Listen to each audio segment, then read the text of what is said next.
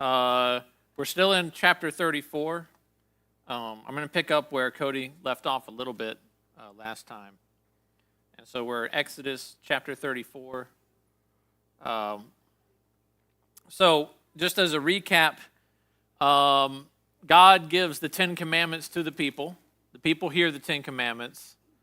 And then after God gives the Ten Commandments to the people tell Moses to not let God speak to them anymore because they're frightened, right? So Moses goes up to the mountain and he receives the rest of the law. He comes down, and what have the people done? Right. Yeah, they're worshiping a golden calf, right? So we talked at length about all that. We talked about God saying that he would no longer be with his people. He would no longer go with them. Moses pleaded on their behalf, asking if he would indeed go with them and be their God because they didn't want to go into the promised land without the Lord guiding them. And so Moses is an intercessor on behalf of the people, right? Moses is a representative on behalf of the people. And Moses is here. He's been pleading with God. He asked God to show him his glory. God shows him his glory and his attributes. And by proclaiming his glory to him. But he doesn't allow him to see him face to face because of the holiness of God. So we have a holy God and an unholy people, and God is making a way to allow the holy God to be in the presence and in the midst of an unholy people. So now we're going to see what is God's response to Moses' plea for God to go before them and go with them in the wilderness as they continue. So we're going to ask, what is God's response? And so we're going to see, starting in verse 10, that the first thing God does is to cut a covenant with the people. So, big question here, what is a covenant? Somebody give me a definition of a covenant. A promise, that's part of it, yeah. Yeah, a deal or agreement, sort of like a contract, right? All right, so contracts have terms, right? There's terms to the agreement. There's terms. Anybody ever had to sign a contract and had to agree to terms like, here's what I'm going to do and here's what they're going to do? Anybody had to, hopefully not, ever had to adjudicate a contract? Somebody broke the contract, you had to take them to court. So what parties in a contract and in a covenant, because we're going to talk about covenant and that sort of contract language. So what parties in a covenant are responsible for filling the terms? Well, yeah. But is it just one party? Yeah, it's all parties, right? There's agreements on both sides, right? You break your side of the agreement, and that's breaking the covenant. So God is going to cut a covenant. So let's look in Exodus 34, and we're going to start in verse 10. And we're going to read together Exodus 34:10. We're going to read slowly as we go, and we'll talk about it as we read. So, and this is God replying to Moses after Moses has pleaded on behalf of the people. Verse 10, and he said, behold, I am making a covenant. Behold, I am making a covenant. Here, actually, the word he uses, does anybody have a different translation instead of making a covenant? I'm not sure what the King James has there. Does it say making? Anybody in other translations say anything different? All right, so in the original language, this word making is actually cutting, all right? The word, and I'm not sure if Cody talked about this. I'm trying to remember if he said this last week or not, but the word is cutting. Cutting a covenant. Why do you think God is using the word cutting? Why would that make sense in these days when you're cutting a covenant? What sort of cutting are you doing? Probably. If it was me and Bradley lived in the ancient world, and Bradley and I made a contract together, why would cutting be a good description of what we're doing to the covenant? Because we're working in stone. That's absolutely right. The Ten Commandments are on stone tablets, right? So they're chiseling the covenant, okay? In the ancient world, paper, super rare. And especially at this time, paper's basically not a thing. You might have had parchment, which is made out of animal skins, but if anybody's ever dealt in leather, that's expensive, that's time-consuming, that you got to use a whole animal. There's probably better uses for it than writing. They probably did use some parchment, but they also used stone. Why is using stone a good idea for a covenant, for a contract? That's right. That's why we use it for tombstones, right? I mean, it's going to take a long time for the rain to wear down the etching in a tombstone. It's going to take a long time for the rain for the elements, beyond breaking it in half, which is an interesting picture of what you do to a covenant. It's going to take a long time to get the carving out of the stone out. So it's sort of a chiseling into stone metaphor idea. But it's a metaphor, and it's also literal. It's sort of got this image of God is carving out this covenant in his people, and he's carving in through the hardships, but it's also literal because he's literally carving it in the rock. This is the same wording we have from Genesis 15:18. I think I've got that there. Yeah, Genesis 15:18. Same wording here. It says this, on that day, this is the day of Abram, God the Lord, Yahweh, made a covenant with Abram, saying, to your offspring I give this land, from the river of Egypt to the great river, the river Euphrates. Here he says, made a covenant. Same phrasing, same words, cutting a covenant. So God is cutting a covenant with his people. So let's continue reading in verse 10. Before all your people I will do marvels, such as have not been created in all the earth or in any nation. And all the people among whom you are shall see the works of the Lord, for it is an awesome thing that I will do. Excuse me. These chili dogs are catching up with me. So he kind of uses a bit of a triple layer. He says the same thing 3 times. Something you kind of see sometimes in the Psalms that they'll do a lot. Something we saw in Genesis. Let us make man in our image. And so God made man in his image. Male and female, he made them. In the image of God, he made them, sort of 3 times over. Here we have, before all of your people, I will do marvels, such have not been created in all the earth in any nation. And again, and all the people among you shall see the work of the Lord. And again, for it is an awesome thing that I will do with you. So let's continue thinking about covenants and terms. Let's look at terms for the covenant. So first off, this second part of verse 10, where it starts with before all your people. All right, is this a term of the covenant? What do you think? Yes or no? Where it says, I will do marvels. Yeah, absolutely. It is a term of the covenant. Who's responsible for fulfilling this term of the covenant?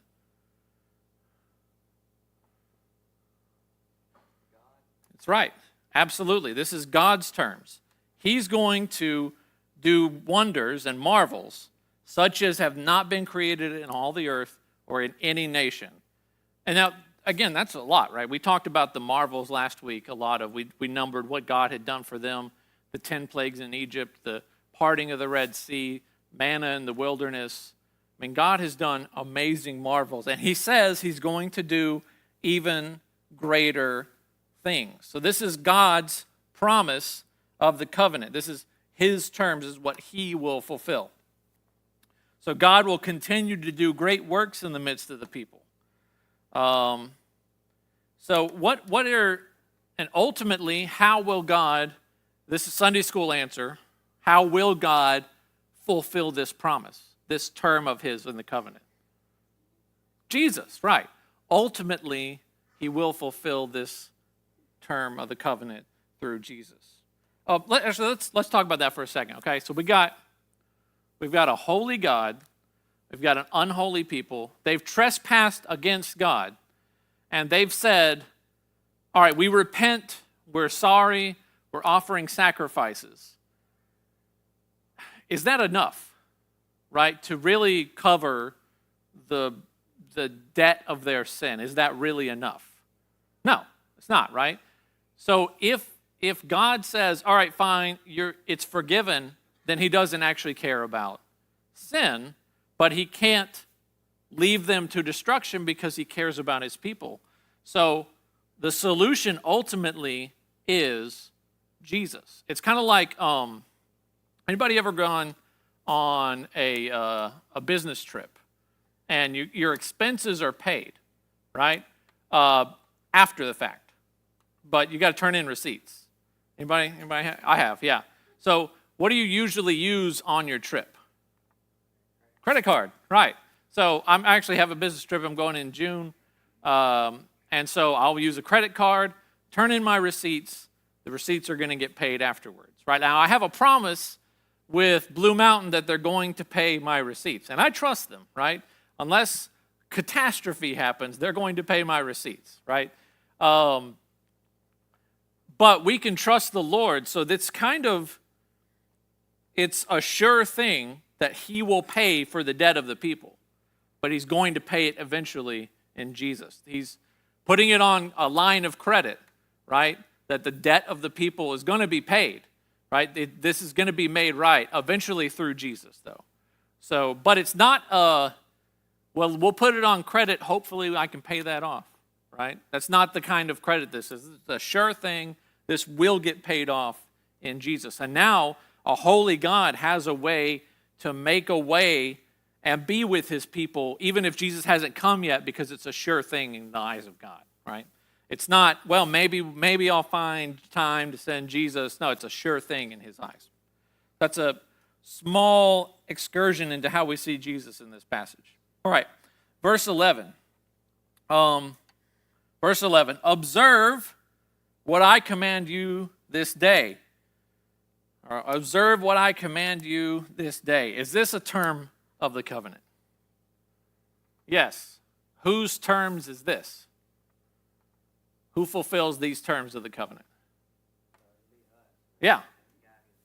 Right. Moses and the people. Absolutely. So he says, observe what I command you this day. This is their part of the covenant to fulfill. So God is going to work wonders. That's his part. The people's part is to observe. What we're going to see in the next few verses is that God's going to actually lay out kind of rehashing the covenant.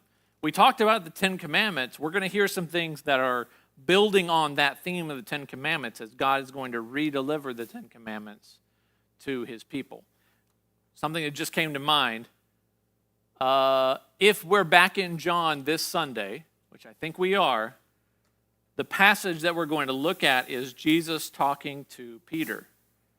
And Peter has denied Jesus 3 times. What does Jesus ask Peter 3 times at the end of the book of John? Do you love me? Right? Do you love me? Do you love me? Do you love me? It's almost like God is doing a similar thing with the people here. He's given them the 10 Commandments. They've transgressed against them. And here he's going to re-deliver the commandments to the people. So their part is to observe that. So let's keep reading. Behold, I will drive out before you the Amorites, the Canaanites, the Hittites, the Perizzites, the Hivites, and the Jebusites. This is the verse this kind of verse you always give in Sunday school to the kid that you don't really like. So they have all the hard names to read. But these are the Amorites, the Canaanites, the Hittites, the Perizzites, the Hivites, and the Jebusites. Where do we think those probably live? Because right now, the people are in the wilderness. They've left Egypt. They're in the wilderness. Where are they headed? Promised land. Yeah, so where do these people probably live? Promised land, right. So there's a problem. Those people live there. That's the place that God has promised for his people. So they need to get out of the way so that God's people can be there. So who's, in terms of the Amorites, the Canaanites, the Hittites, the Perizzites, Hivites, and Jebusites, whose terms of the covenant is to deal with that? Not God, right? He says, I will drive out. So here, this is a term of the covenant that God's going to fulfill. I'm going to drive them out. Now, we see that a lot, right? He uses the people to drive them out, but he's the one who gives them the victory, right? Think forwards to when they get to Jericho, right? They don't break down the walls of Jericho with a battering ram or with pickaxes or, I don't know what else you could use in the day, catapults. No, they walk around the city for 7 days straight, and then they start screaming, and the walls fall down. That can only be attributed to the Lord giving them the victory, right? He uses them, and sometimes he'll even use them in the future actually fighting people, but he's the one who gives the victory. All right, let's keep reading. Verse 12. Take care lest you make a covenant with the inhabitants of the land to which you go, lest it become a snare in your midst. All right, so here's another term. Whose terms are these? God's or the people? Close. You picked 50-50. You had a 50-50 choice. You picked one. What's the other? What are the other word I said? The people. Right, great. Okay. It's the people's. Good job, Ruth. It's the people's term. So they're supposed to take care lest they make a covenant with the inhabitants of the land. Here, interesting, make a covenant, same words, same Hebrew words. I could tell you them, but you wouldn't care. Probably wouldn't change any of the meaning anyways, but it's the same make a covenant, okay? It doesn't mean that you're not making a peace treaty necessarily, but we're not making a same kind of covenant that we're making with Yahweh. We're making with the Lord, with the people. So this you might think, okay, wait. God makes a covenant with Abraham in Genesis 12 to be a blessing to all nations, right? How are they going to be a blessing to all nations if they can't come into covenant with any other nations? I don't think this is in opposition to that, right? This is not in opposition to the people's mission to be a blessing to all nations. This is a call not to make a covenant like the one Yahweh's making with Moses and the people now.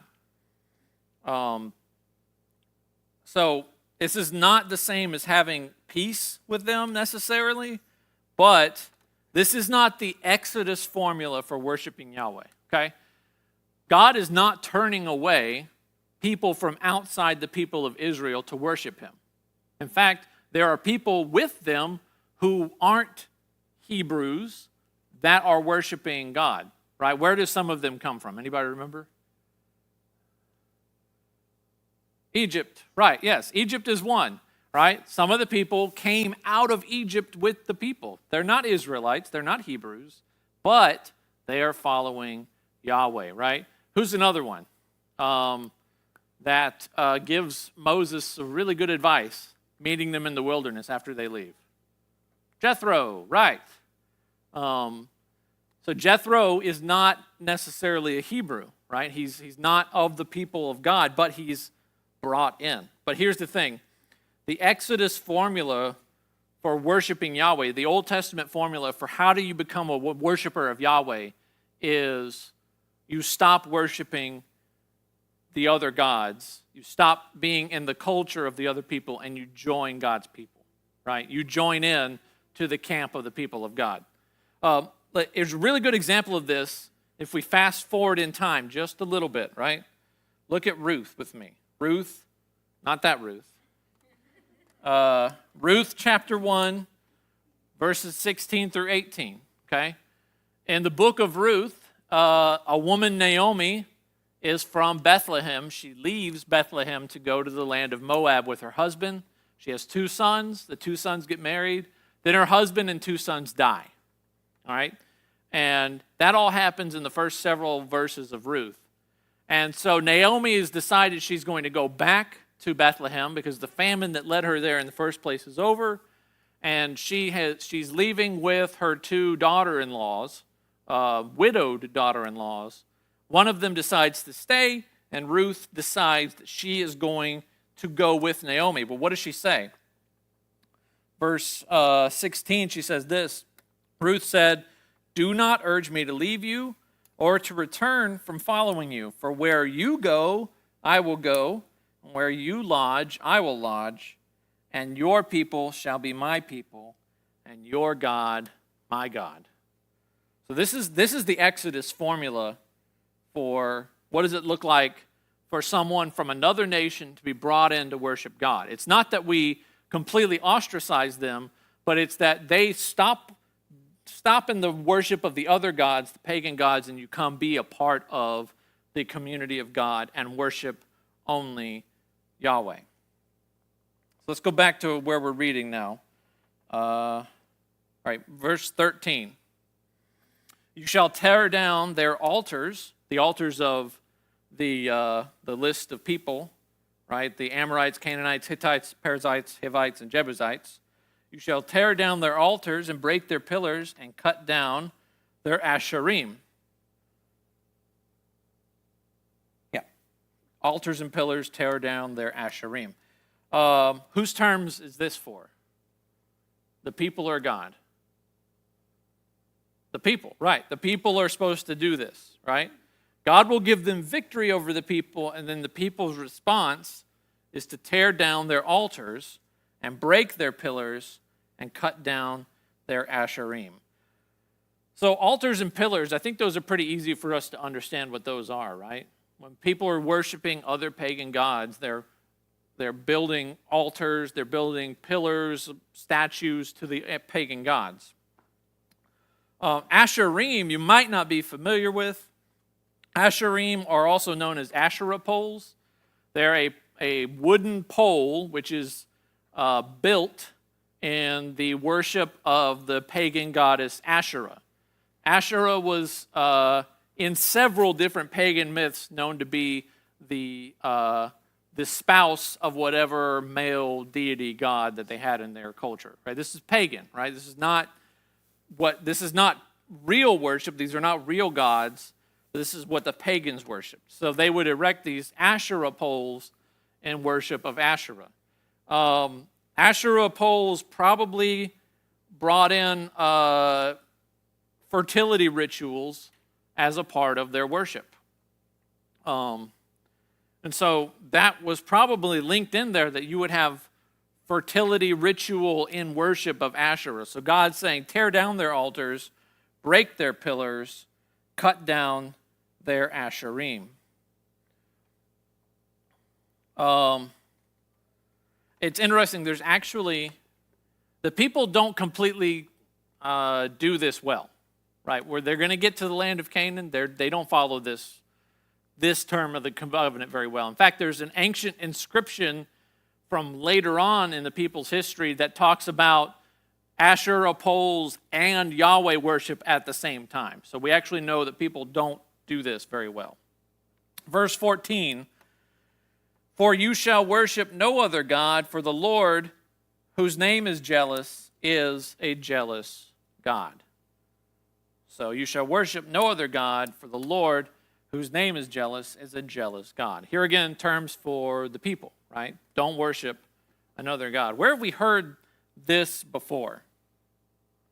Verse 14, where have we heard, "You shall worship no other God"? Where have we heard that before? Yes, that's right. The 10 Commandments, the very first commandment, "You shall have no other gods before me." What's the second commandment? No graven image. Right. You shall have no graven image. So here, God is speaking the 10 Commandments back to them. He's bringing that back to Moses' mind. And he says, what's the adjective God uses for himself twice at the end of the verse? Jealous, right. Which, okay, so maybe it's tough for our ears to hear God being jealous. Why does God get to be jealous and we don't? Anybody know? Anybody want to? Yeah, right? So righteous, jealous. Because he's done everything right, we've done everything wrong. Yeah, right. And I say we can't be jealous, but I think there are times where we could be righteously jealous, right? Let's say I were to go somewhere and another man were to, I don't know, start hitting on Lindsay and being sweet on her and stuff. I would be righteously jealous, hopefully not sinfully angry, but righteously jealous because she's my wife, right? That I should desire that she would be loyal to me, or that no other people would even attempt to pull her away. Even if I didn't, she wouldn't obviously respond, but God gets to be jealous. It's this righteous jealous. Only a purely righteous, almighty person gets to be this kind of jealous, and this is God. He has called these people for himself. All right, now the fun verse. And by the way, if you don't know, Brother Cody has plumbing problems. I'm thinking this is an excuse so that I have to read this verse in church and you guys don't. I was going to say, I'm glad there's no children in here tonight, but it turns out my own child is in here. But we're just going to read it anyways. We're not going to dwell on it, and hopefully it won't stick in her mind. Okay, verse 15. Lest you make a covenant with the inhabitants of the land, and when they whore after their gods and sacrifice their gods, and you are invited, you eat of his sacrifice. Okay, so again, this isn't really terms for the covenant, but this is rationale. Why should they not make a covenant with the other people? Because if you do, then you will likely be brought into the worship of their gods and the sacrifices of their gods, and you will be invited and you will eat in their sacrifice. Okay, so this is a visual representation of what it looks like to make a covenant with another nation. Okay? This is why God tells the people, don't marry into other cultures, right? He's not saying that were someone like Ruth, who was from Moab, if she were to come to worship Yahweh, join the covenant people of God, that Boaz shouldn't marry her, right? He's not saying that. He's saying, don't intermix your cultures, your gods, your practice together. Now, the worship which is mentioned here in the second clause of this verse is literal, okay? What they're doing after their gods is literal, okay? In the ancient world, fertility rituals, if I can say it that way, were one of the ways pagans would worship their gods. One of the things they would do at Asherah poles. In fact, they had women sometimes who were employed to perform that ritual so that you could go as a man, you could go up to worship the pagan deities, the Baals, Asherah, whatever, and you would participate in the worship with the females there. Okay, that was pagan worship. And so Yahweh's telling them, don't intermix with that, right? So here we've got two different commandments at the same time. We've already got the first commandment, have no other gods before me. Here we have another violation of another commandment as well. Anybody know which commandment or which number? For bonus points, which number?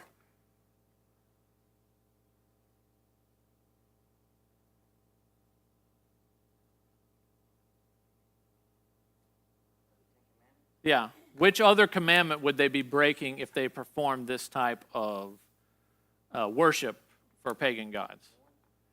Well, they would obviously be breaking the first one because, yeah, a different one. So, what's that? All right, that's right. Adultery, which I had. I had to count it myself when I was writing it in my notes, is the seventh commandment, right? This is a side note. I don't know why I'm bringing this up. One of my favorite movies is The Mask of Zorro. There's a really great scene where he's hiding from the soldiers, and he goes to hide in a church and hides in the confessional. And the female protagonist comes in to talk to have confession. And she's disobeyed her father. So she goes in and she says, "Father, I have broken the fifth commandment." And he says, "You kill somebody?" So that's not the fifth commandment. So I don't know why, but that just stuck in my brain. That's completely side trail, ADD brain moment. So here, they're breaking the first commandment and the seventh at the same time, okay? It's not simply that they're breaking the seventh commandment, which they would be doing, but they're breaking the first and even the second. They're worshiping idols, they have another God, and they would be committing adultery at the same time. Luckily, Ruth doesn't know what in the world we're talking about, so that's great. So verse 16, again, why are we not intermarrying? Why are we not intermixing the cultures? It's not because God doesn't love other people. It's not because God doesn't want to bring them into his people, but it's because when you do this, if you make a covenant with the other people and you sort of try and do like, well, we'll compromise a little bit of your gods, a little bit of my gods, a little bit of your worship, and a little bit of mine, that's what happens. Verse 16 makes that clear. And you take their daughters or for your sons, and their daughters whore after their gods, and make your sons whore after their gods. So that's what they will do. They will bring you into this pagan worship ritual with them. They will bring you down with them, right? It's not that we don't want people to worship Yahweh from other nations, but the formula, again, is to bring people into the worship of Yahweh, into the covenant people of God, right? So that they become part of the covenant people. It's not that they're sort of the covenant people of God. Like, well, I'll sort of worship Yahweh and Asherah, right? You know, I'll worship Yahweh on the Sabbath and maybe Asherah on Wednesdays. You know, no, it's Yahweh all the time or nothing. And so that's where we're going to stop for tonight. Those are sort of my notes on continuing studying where we are in Exodus. Any questions? Concerns or thoughts or...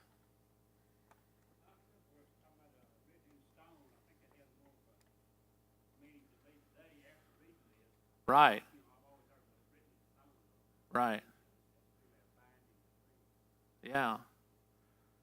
Yeah, and I love that image that God he's cutting a covenant with his people that lasts, right? And it's not like the covenant that he cut with his people has stopped taking effect. It's that Jesus has fulfilled all the terms of the covenant and that we get to be brought in to fellowship with God. So we're sort of like Ruth, right? We're most of us, I think, I don't know if anybody here has Jewish ancestry. Most of us are like Ruth. We're from Moab or Greece or somewhere else, right? And we are invited through Jesus to come participate in the community of God. And what a blessing that is.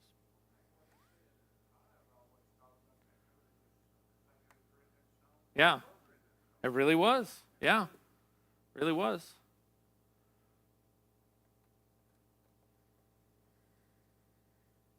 All right. Brother Bradley, happy birthday. Pray for us.